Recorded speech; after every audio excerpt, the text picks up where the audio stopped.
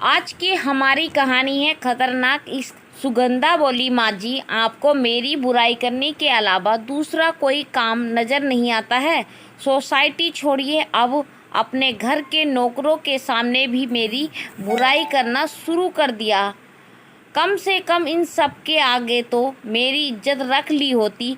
मैं कुछ बोलती नहीं हूँ, इसका मतलब यह बिल्कुल भी नहीं है मुझे आपकी बातें समझ में नहीं आती हैं। माँ जी ने कहा, हाँ तो फिर बोल दे, तेरे दिल की भी तमन्ना पूरी हो जाएगी। अरे तू तो मुझे बहुत कुछ बोले, मुझे इस घर से निकाल कर बाहर फेंक दे, क्योंकि मैं तेरी अय्याशियों के बीच में दीवार बनकर जो खड़ी हो जाती हूँ, हर बात पर तुझे टोक देती हूँ। वह तो मेरा बेटा है जिसकी वजह से मैं इस घर में टिकी हुई हूँ, वरना तू तो कब का मुझे वृद्धा आश्रम का रास्ता दिखा चुकी होती। सुगंधा बोली, वाह माँ जी, क्या बात कही आपने। मैं आपको वृद्धा आश्रम का रास्ता दिखाऊंगी। बस इतना ही जानती हैं आप, मुझे जिस बेटे की सारी इतनी तारीफ करती हैं, ना उसे बेटे को अपने बिल्कुल भी फिक्र नहीं है। डॉक्टर ने हर महीने आपका अपॉइंटमेंट में ही फिक्स कराती हूँ, आपकी मेडिसिन भी मैं ही ऑर्डर करती हूँ, आपकी डेली रूटीन में भी मैं ही देखती हूँ, लेकिन फिर भी आपको मुझसे ही शिकायत रहेगी, क्योंकि आपको पूरी ज़िंदगी मुझसे सिर्फ शिकायत ही रही है। मैं कुछ भी कर लूँ, मैं आपके लिए अच्छी हुई नहीं हो सकती हूँ। इतने में शरद आकर बोला, लो इस घर में फिर से सास बहू का झगड़ा मचा हुआ है। अरे कम से कम आज के दिन तो शांत हो जाओ, आज तुम सब का लाडला आने वाला है। भाभी आप ही शांत हो जाएं, माँ जी की तो उम्र हो गई है। जब यह पूरी ज़िंदगी नहीं चुप रही तो भला अब क्या चुप रहेंगी। जाइए, जाकर पूरी तैयारी देखिए, जाकर इन्हें बैठकर बोलने दीजिए। माँ जी तुनकते हुए बोली, शरद तेरी इतनी हिम्मत, तू मेरे बारे में ऐसा बोल सके। मैं बैठकर चिल्लाती रहती हूँ, कुछ भी बोलती रहती हूँ, बुढ़ी हो गई हूँ, मैं पागल हो गई हूँ, सठिया गई हूँ। तुम लोगों को तो यही लगता है ना। शरद फिर बोला, माँ जी काहे के लिए अपना ब्लड प्रेशर बढ़ा रही हो, आपको तो खुश होना चाहिए।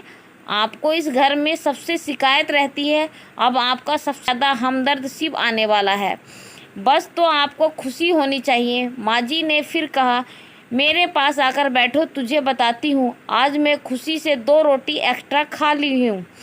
आज शाम को मेरा शिव घर आ जाएगा। पिछले 3 सालों से ना बस इसी दिन का इंतज़ार है कि कब वह अपनी तैयारी करके वापस आए। तू जानता है, जब कोई मेरे शिव की तारीफ करता है तो इस बुढ़ी का सीना चौड़ा हो जाता है। बाकी सब तो मेरी फिक्र नहीं है, लेकिन मेरा शिव एक ऐसा है जो रोज़ फ़ोन करके मुझे मेरा हाल चाल पूछता है। दादी आपने खाना खाया, दादी आपने दवाई ली, दादी आप समय से सो रही हैं, हर समय मुझसे पूछता रहता है। एक वही तो है जो मेरे हर चीज़ का ध्यान रखता है, वरना उसके माँ बाप तो मेरी कोई फिक्र नहीं है। आज मरूं या कल मरूं। शरद हंसकर बोला, लेकिन अभी भाभी ने के सामने तो आप अपने बेटे की तारीफ कर रही थी, इतनी जल्दी दल बदल लिया। माँ जी बोली, अरे मैं अपने बेटे की नहीं, उसी के बेटे की तारीफ कर रही थी। उसके पास दिमाग कम है ना, इसीलिए उसे लगा मैं अपने बेटे की तारीफ कर रही हूँ। मेरे बेटे को क्या फिक्र है, उसे तो सिर्फ पैसा कमाने की रट लगी हुई है। जवानी से बुढ़ापे में आ गया, लेकिन अभी तक पैसों की भूख शांत न हुई है। उसकी 7 बजे एक लंबी सी गाड़ी आकर बंगले के सामने रुकती है। सभी लोग दौड़कर बाहर आते हैं। दादी भी बाहर आकर खड़ी हो जाती है और उनकी आंखें बार बार गाड़ी की तरफ देख रही थी, कब गाड़ी से उसका शिव उतरकर बाहर आएगा। तभी एक 24 साल का नौजवान उतरकर बाहर आता है। दादी चिल्लाकर कहती है, खड़ी रहेगी या मेरे लल्ला की आरती भी उतारेगी। सुगंधा जी आगे बढ़ती हैं और शिव की जैसे ही आरती उतारने वाली होती हैं, शिव हाथ दिखाकर कहता है, दादी आप मेरी आरती क्यों नहीं उतारती। दादी धीरे से आगे बढ़ती हैं और थाली अपने हाथों में ले लेती हैं। शिव दादी का हाथ पकड़कर खुद उनके हाथों अपना हाथ लगाकर अपनी आरती उतार लेता है। प्रसाद खुद भी खाता है और दादी को भी खिलाता है, फिर दादी को अपनी गोद में उठा लेता है। दादी घबराकर बोली, लल्ला क्या कर रहे हैं? नीचे उतार, मैं गिर जाऊंगी। शिव तुरंत बोला, अरे दादी, आप ढंग से अपना ख्याल नहीं रखती। देखिए आप कितनी दुबली हो गई हो। मुझे तो ऐसा लग रहा है जैसे मैंने कुछ उठा ही नहीं रखा है। फिक्र मत कीजिए, मैं आपको बिल्कुल भी नहीं गिरने दूंगा। शिव की दादी बोली, वैसे लल्ला एक बात कहूँ, 3 साल में तूने बॉडी बहुत अच्छी बना ली है। 3 साल बाद तुझे देख रही हूँ, लेकिन अब तो तू पहले से भी ज़्यादा सुंदर लग रहा है। शिव हंसते हुए बोला, अच्छा अब तो कहोगी मैं बिल्कुल दादाजी की तरह दिख रहा हूँ? दादी बोली, ना लल्ला, तेरे दादाजी तेरे से थोड़ा ज़्यादा गोरे थे, बस लंबाई तनिक कम थी, लेकिन तू भी गबरू जवान दिख रहे हैं। अब अच्छा लल्ला, यह बता शक्ति से ब्याह कब कर रहा है? शिव ने कहा, जरूर करूँगा दादी। अपनी दादी की मैं कोई तमन्ना पूरी न करूँ, ऐसा हो सकता है क्या? बहुत जल्द शक्ति आपकी बहू होगी। अब मैं जाकर जल्दी से तैयार हो जाऊँ। और आप बताइए, अपने मेरे लिए क्या बना रखा है? सुगंधा जी तुरंत बोलती हैं, मैंने अपने हाथों से तेरे लिए गुलाब जामुन बनाए हैं।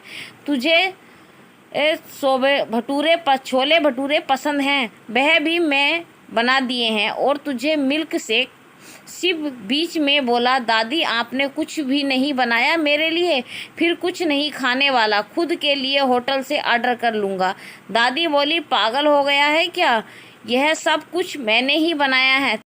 तेरी माँ तो वाहवाही लूटने के लिए अपना नाम बता रही है। जाकर जल्दी से तैयार होकर आ कर ही पता चल जाएगा दादी ने बनाया है। मेरे हाथ का स्वाद तो तू जानता है ना? सुगंधा जी बोली, यह आपने क्या किया माँ जी?